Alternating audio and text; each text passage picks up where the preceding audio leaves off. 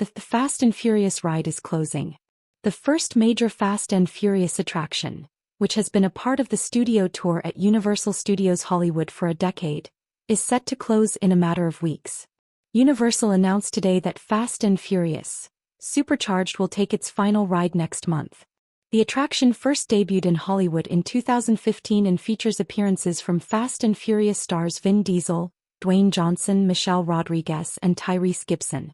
The 3D ride is incorporated into the long-running Universal Studio Tour.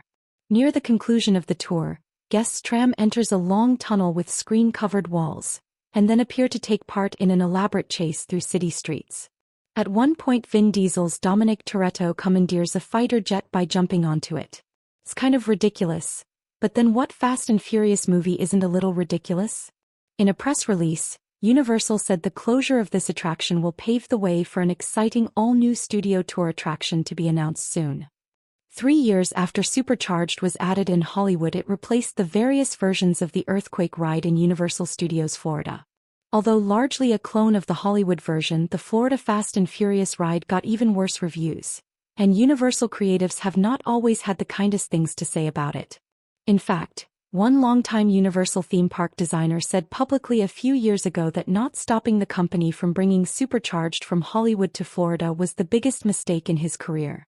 The closure of this Fast and Furious attraction will not end the franchise's involvement at Universal Studios theme park.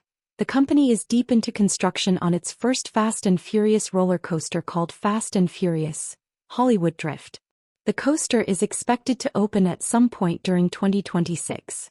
In the meantime, Fast and Furious Supercharged closes at Universal Studios Hollywood on March 10th.